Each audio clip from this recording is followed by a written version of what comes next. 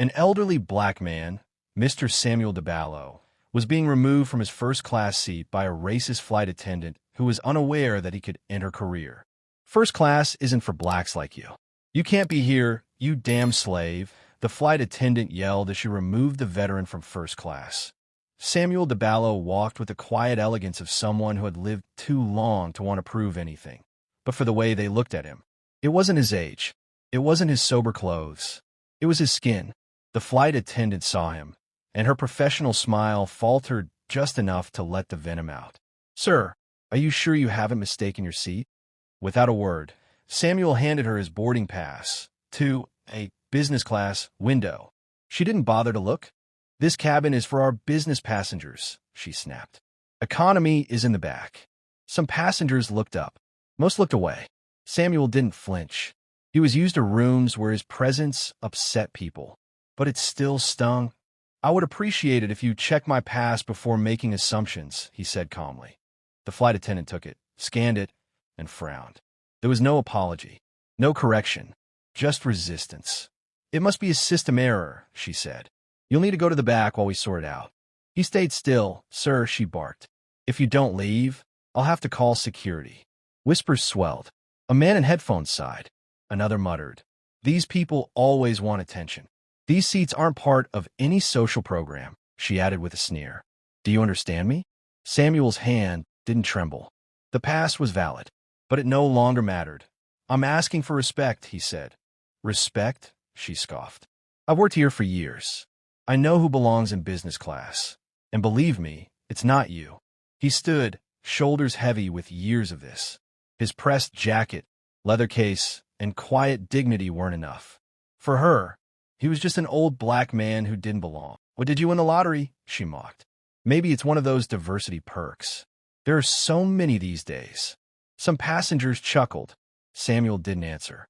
He walked to the back, step by painful step. As he passed row after row, the flight attendant announced cheerfully, "Sorry for the inconvenience, ladies and gentlemen. Everything's resolved. Some people just don't understand how these things work."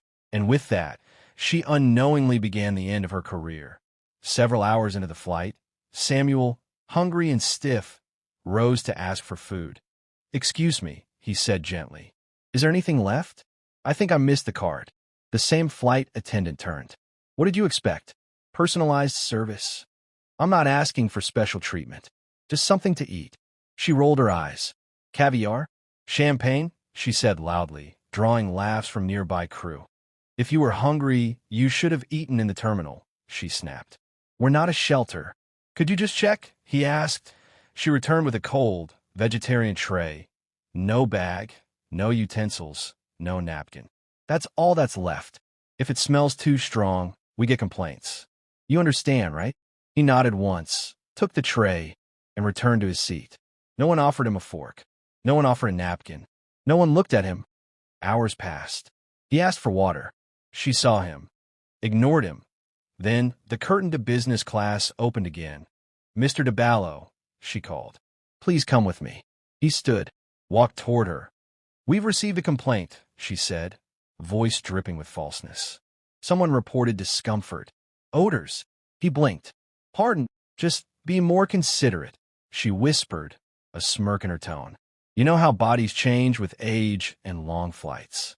It was an insult masked in protocol that he stared at her, this time without restraint. "You're making a very serious mistake by judging people without knowing them." She said nothing, and he walked away. The plane began its descent. Lights dimmed. Passengers stirred. She walked the aisle once more, collecting cups and blankets like nothing had happened. When she passed his row, she didn't look at him, didn't speak, as if she believed she'd won. As he exited through the curtain, he muttered without looking at her, "Smile all you want now. You're going to get tired of pretending soon." She paused, unsure why his words unsettled her. Then, in the tunnel, 3 men in dark suits waited. One stepped forward with quiet respect. "Mr. DeBallo, welcome to San Francisco. The board is expecting you. We have a vehicle waiting." He nodded. "Thank you."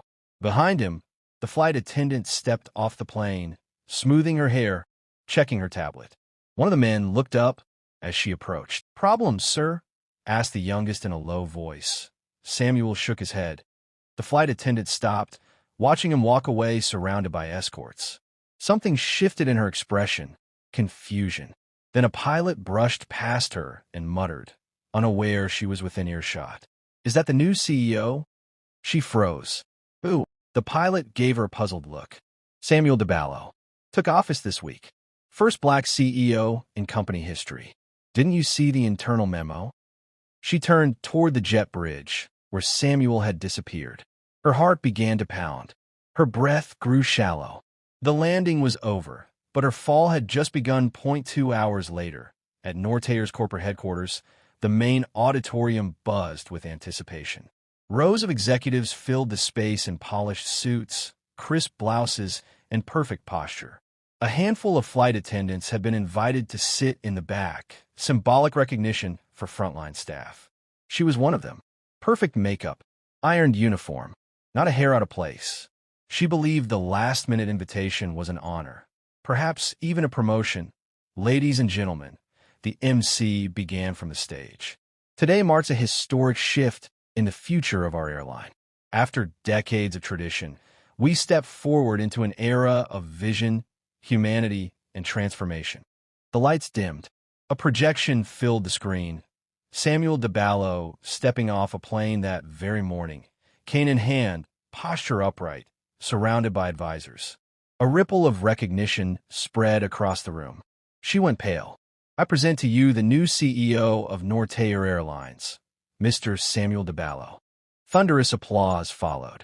She couldn't clap, could barely breathe. Her stomach knotted. He stepped onto the stage with quiet control. No flashy grin, no exaggerated gestures. He waited for the room to still before speaking. "Thank you," he began. "I won't speak about what I did to get here. That's not important. What matters is what we do now. Together, with your stories, your truths." The auditorium fell into a dense silence. "This morning, while traveling as a regular passenger on one of our flights, I experienced treatment that our diversity policy claims to condemn." Head slowly turned, eyes scanning the room. She felt the pressure of 1,000 invisible spotlights. "I was profiled, humiliated, ignored, not as an executive, but as a human being." His eyes locked onto her from across the room. No name was said, none needed. "And I'm not here to retaliate," he continued. "I'm here to restore dignity, to use power not as a weapon, but as a mirror." He let the silence speak. "Then, I've ordered a full audit of every discrimination-related report within this airline. From today forward, any act of racism, bias, or dehumanization, regardless of tenure or title, will be investigated, documented, and sanctioned." Her spine stiffened. Her hands trembled in her lap. "No one is above accountability," he finished. "Not anymore." He stepped down from the stage, applause rising behind him. But for her, it sounded like a gavel falling. By late afternoon, the email arrived. Subject: Internal Ethics Hearing. Immediate attendance required. The ethics department was on the 14th floor. She walked in with her chin up and a folder clutched to her chest. 20 years of spotless service. Glowing evaluations. Thank you letters from passengers. Surely someone would see the full picture. 3 people were seated inside. One from legal, one from HR, and Samuel DeBallo himself. He didn't stand. He simply nodded. Calm, composed, unwavering.